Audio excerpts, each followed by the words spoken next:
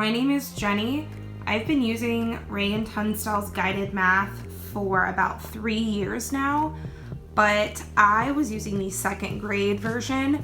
I posted a video about 2 years ago of how I organized my second grade math, and while the bare bones of it hasn't changed, I thought now that I am being voluntold to change grade levels by my principal, that I would show you some improvements I've kind of made, and you can decide from the two videos what system sort of works for you. Now I'm going to go ahead and put a few disclaimers like ignore the mess. I can't get into my classroom for another 2 weeks when in-service starts, so it's kind of a lot of teaching storage in my office right now. Like I said, also, this will be, I've never used the third grade guided math units except when I taught summer school this summer, so it's kind of new, but I have been using the second grade stuff for almost 3 years. So I'm going to go ahead and get started. Oh, last disclaimer, I'm not actually done with all of these units. There is stuff in units 1 through I think 5, but they are not all cut out at all. I just thought I would go ahead and show you what I was up to so that if you have a few more weeks, you can implement some of these organization methods. So first things first, the boxes. These are, there you go, you can see the brand. These are by a brand called Iris. They sell them at Michael's and Hobby Lobby, but I find Michael's has the best sales on them. Do not ever get them full price or even close to full price. Just give it a little bit and wait. They were on sale for like $6 a few weeks ago. And the cool thing is, these are the actual brand that Reagan uses for her ones that she's partnered with ETA Hand to Mind, the ones you can buy already assembled online for kindergarten through second grade. It's the exact same box, so if you already own them or something, then these would match up perfectly. On the top of each box, I actually put the cover from the lessons, and then on the little spine, I put the binder spine. Reagan does have these cute little ones, and I haven't decided if I want to put it there yet or not. I like that it says Unit 1 in third grade. I wish that I could have like a combination of these two or something, because I really like them, but I like knowing which unit is Unit 1, and I like knowing that this is my third grade kit, because I plan on keeping my second grade kit with me. Not that I would really get the confused because they're in totally different boxes if you watched my last video, but oh well. So, the thing that's really different about the third grade units versus kinder through second is that in kinder through second, I had to have one box for all my unit lessons and a separate box for my stations or my centers because there was just so much. With the third grade ones, there's only a few lessons with some task cards, but nothing with little games. So basically, this has all my centers by standard, and it has my my task cards. And then a lot of if you've never looked at the third grade ones, a lot of the lessons are like interactive notebooking and note-taking, and a lot more hands-on practice, which makes me sad because I did not really want to teach third grade. I like the little babies. Second grade was as old as I wanted to get, but that's another story. So if you open this up, which I'm going to bring it down so I don't drop it, inside, I have nothing on the back of this. In my second grade unit, I had a list of each station that was in the box, and what standard it taught. I haven't done that yet because it didn't just come with the units, but I may go back later and put a list.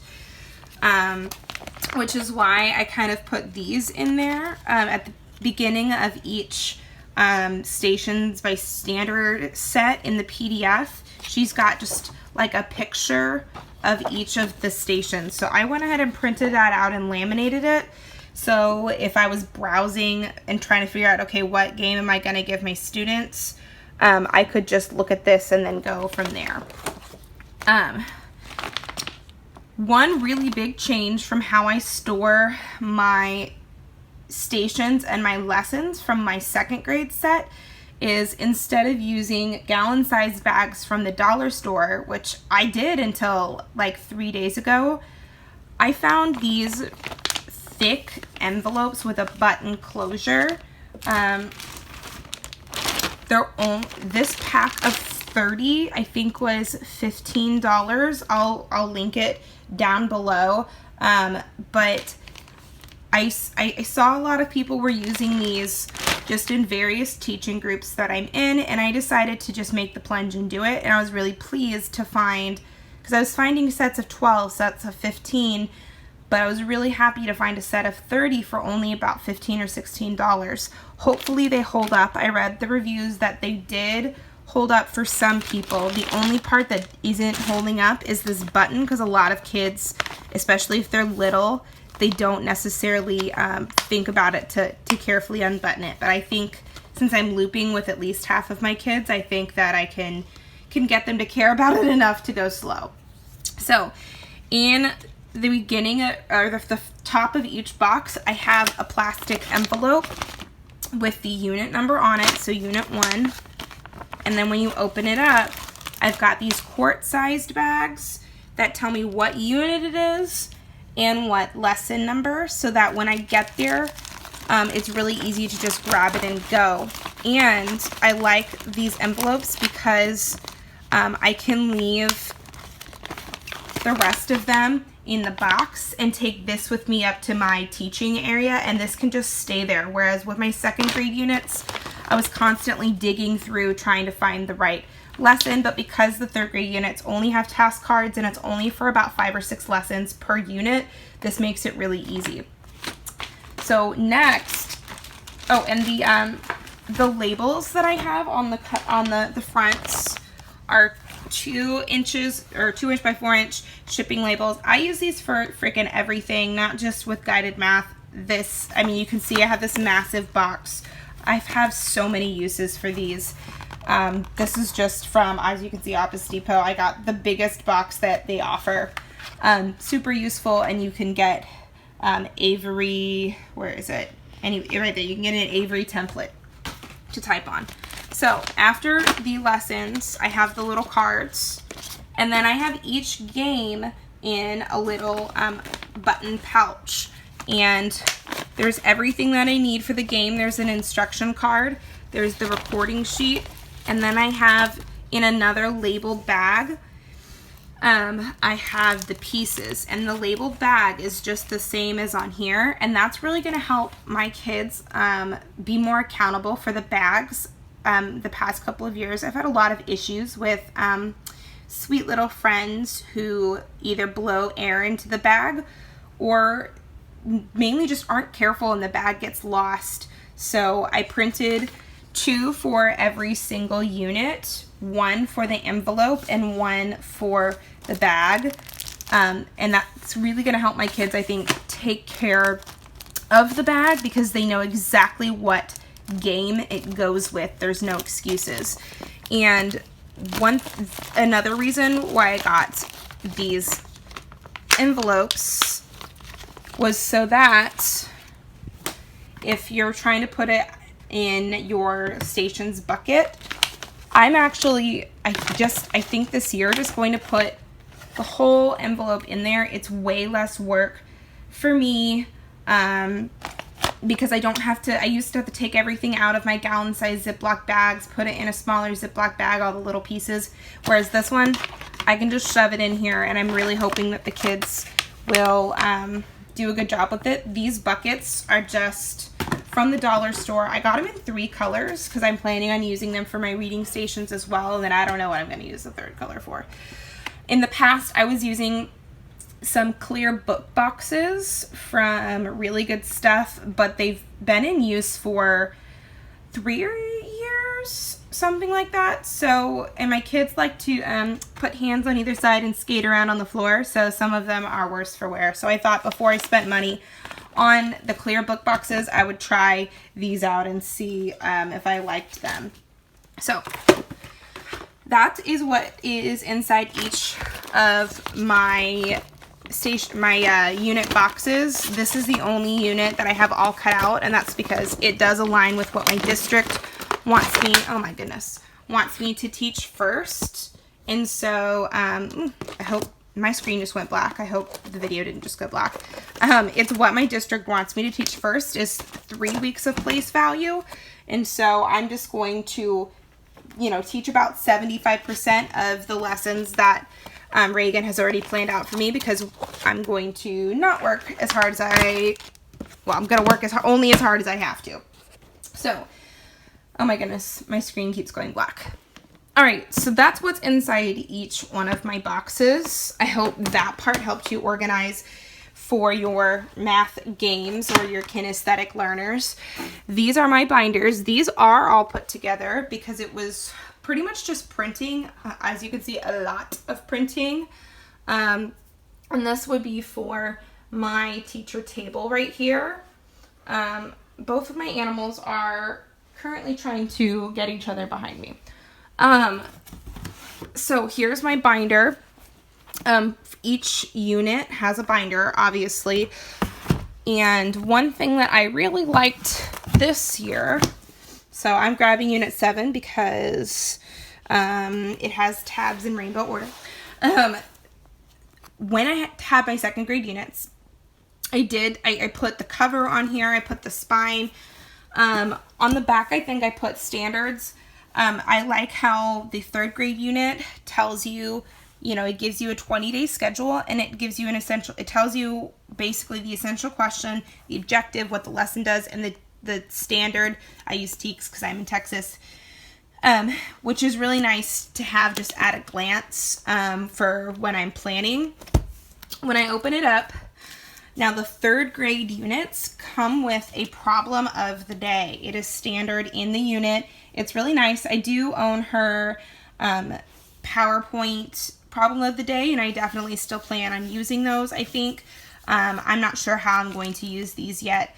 Perhaps as like a warm-up while I do other things. The kids can do their problem of the day. I'm not sure. But as you can see, it goes by week. And then I have all of my lessons. So day 1, a pre-test. Day 2, this is my teacher page. This is the kids' notebook page. And then a worksheet, which you could just give it to them. I think she suggests giving it to them in small group. But if I wanted to, it could also be my apply station. Bless you. And then it just continues on like that. And where I have my tab for week 2 is the problem of the day for week 2. Now these tabs are a new discovery for me, and I love them. If you just use normal dividers, which I'll show you a second, and how I store my math journal pages. If you're using page protectors, the divider it won't poke out past the page protectors, which is unfortunate. And so with these, you stick them directly onto these. You stick them directly, animals. Anyways, sorry, I had to split up a disagreement between my dog and my cat. Okay, so these are the tabs. I've already purchased like 2 or 3 packs this summer for other projects and this one because I messed up originally. It comes with a sheet for you to test out. So I tested out different fonts, but mainly just the alignment with my computer. And I just used a different color for each test so I could figure out exactly what I wanted. And then it has a guide to help you position. So I had 8 tabs along the side.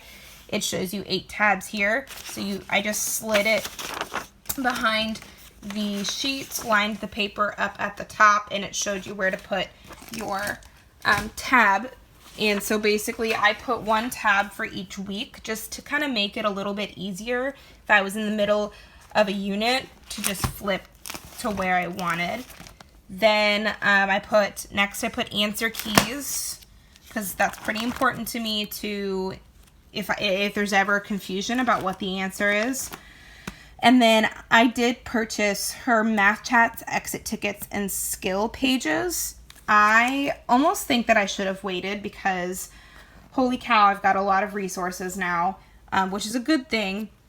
But the math chats on top of the problem of the day and on top of the warm-ups, the daily warm-ups that I have from her, it's just a lot to do in the beginning of class, but I guess it makes it nice for just kind of mixing it up.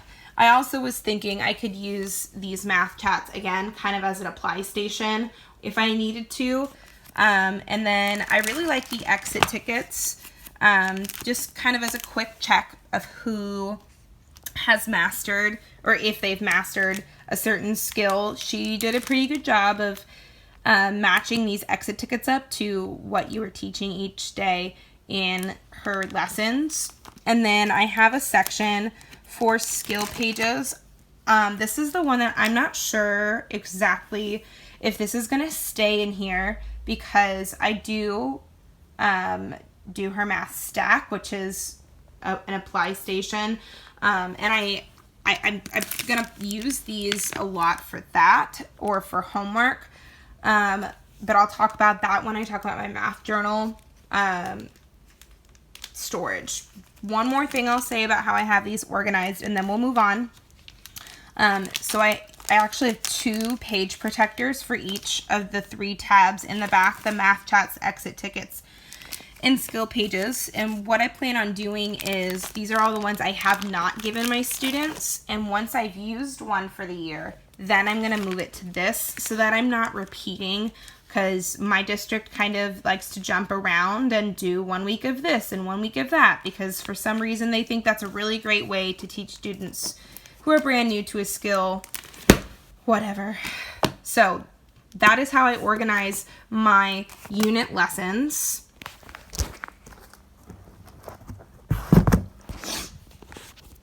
All right, the last thing I'm going to show you, and I know this is a long video, so hopefully you skipped around if you didn't want to hear it all, or hopefully you're still with me.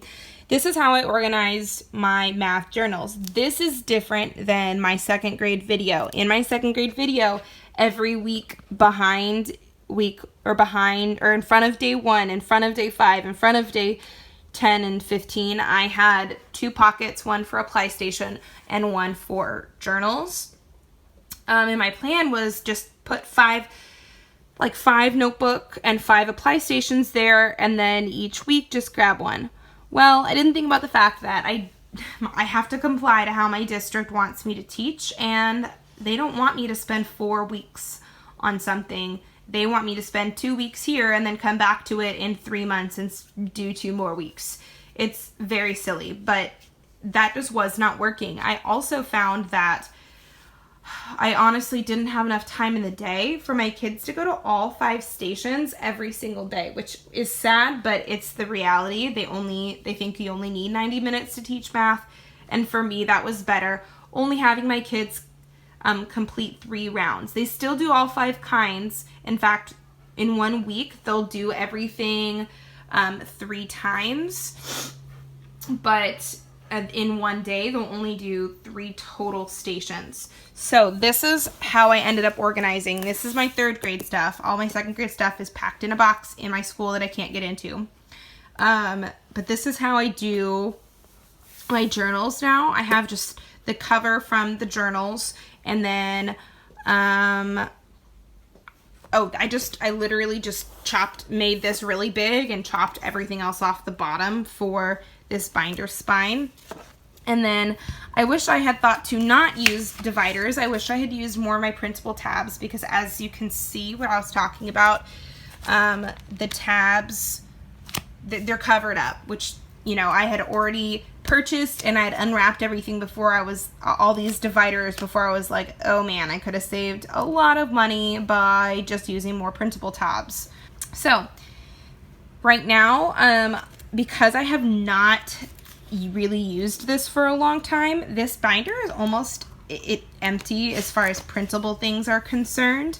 I plan on, since this is my first full year using it, I plan on kind of adding as I go and figuring it out, but this is how I had it organized. Now right now, the tab for week 1, it has 2 page protectors, one for the apply station, one for the journal station. I haven't decided if I'm going to give them any. If you follow Reagan's, she's got like a plan of how to implement guided math. I don't think they're doing any apply stations or journal stations the first week. However, I think that the guide works, it's more geared towards, my animals are fighting again. Excuse me. Anyways, as I was saying, I think that Reagan's guide is slightly more geared towards littler kids, like kinder through second, who have never really done that kind of guided math. I'm looping up with my kids this year, and they'll be in 3rd grade, and they can pick up on things a little bit faster, I hope. So I may speed up that timeline, because at least 10 to 15 of my kids are not moving. I teach at a really transient school, so a lot of them are moving, but the ones that aren't, I think, are going to be excellent leaders for all of our new kids. So I'm thinking that we can speed through it a bit faster than normal. So I may go back and I may put stuff in here, but basically how I organize each week, I went and looked at my calendar, and there are 30, I think there was only 32 weeks, or no, not 32, 35 weeks, something like that in the school year. And then, so I put that many tabs plus a few extra for other years where we might have more. And then there's also a tab at the back for extra activities. Behind each tab, I've got one pocket. They're not labeled, but I've got one pocket for journals, and I've got one pocket for apply station, those 2 stations right there.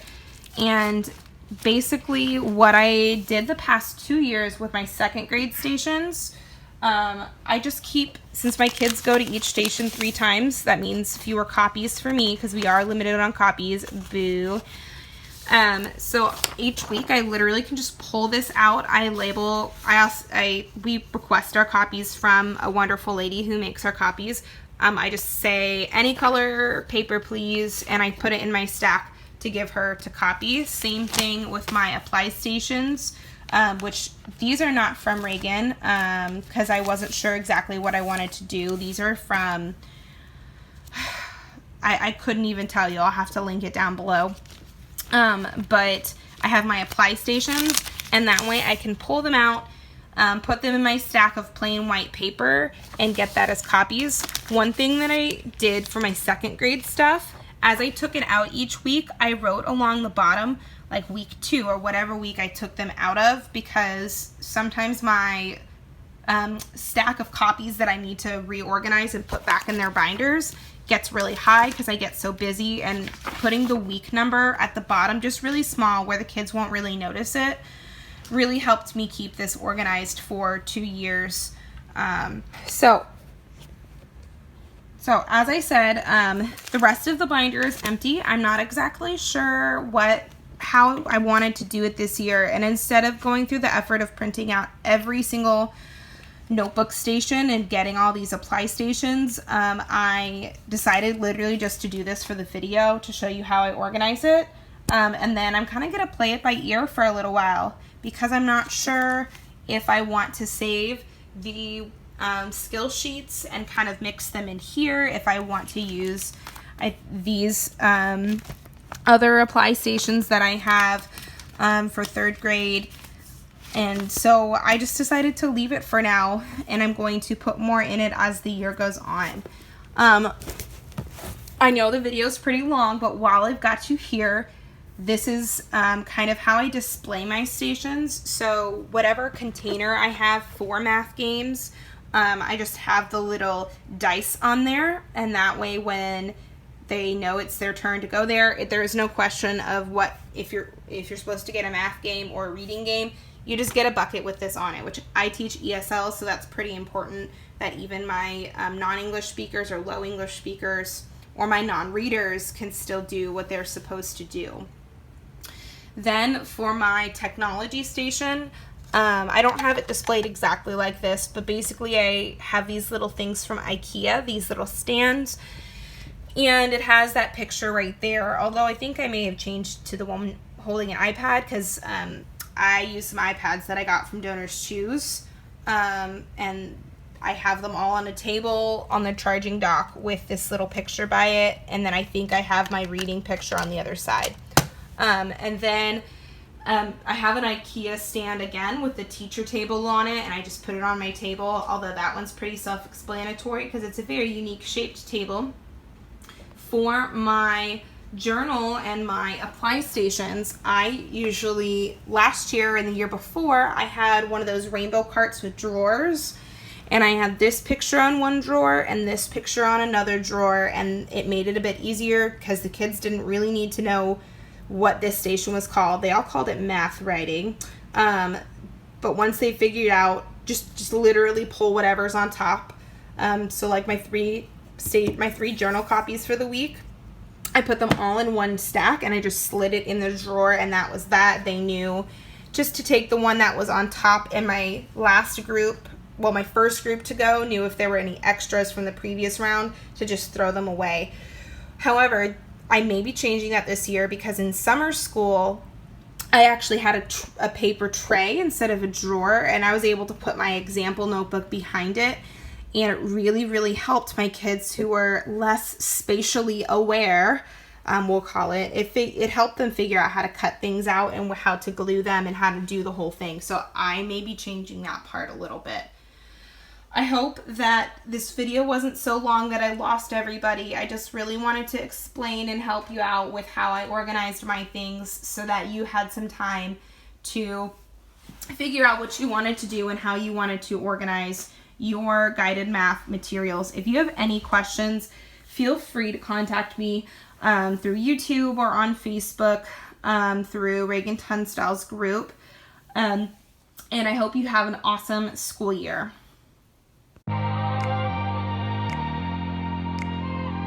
Hey, lay down.